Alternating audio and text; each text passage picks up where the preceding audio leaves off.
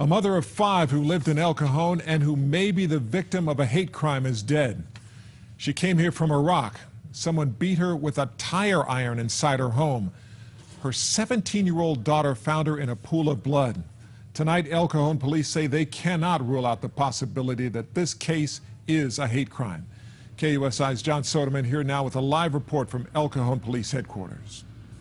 Yeah, thank you, Byron. This is supposed to be a case of a mother and father making plans for spring break with their 5 children. Instead, now, they're making plans for a funeral. A candle shines gently where a woman dies so violently. El Cajon police say it is here on Skyview Street, not far from Chase Avenue, where 32-year-old Shaima Alawati is brutally murdered.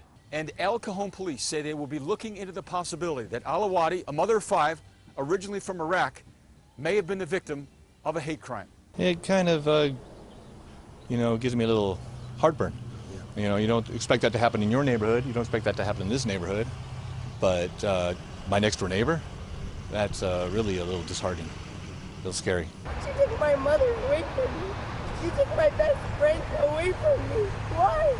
Alawati's 17-year-old daughter, Fatima, comes home Wednesday morning to find her mother in a pool of blood on the dining room floor.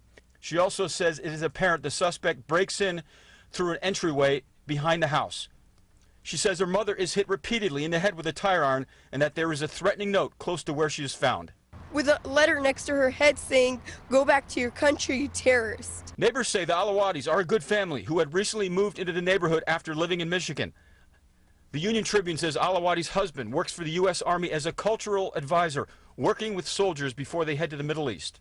Quiet neighbors, never had any problems from them. Kids playing basketball, football, just you seem like you're just your average family. But this family will never be allowed to be average again, rocked by the death of a mother, a wife, who they say never did anything to hurt anyone, never did anything to deserve to die so despicably.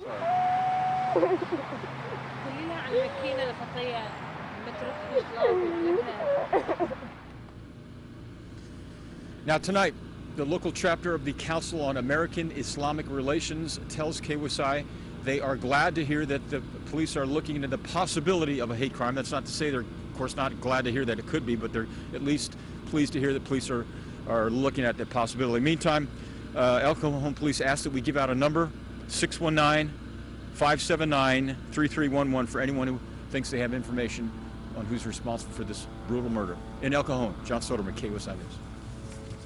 Thank you, John.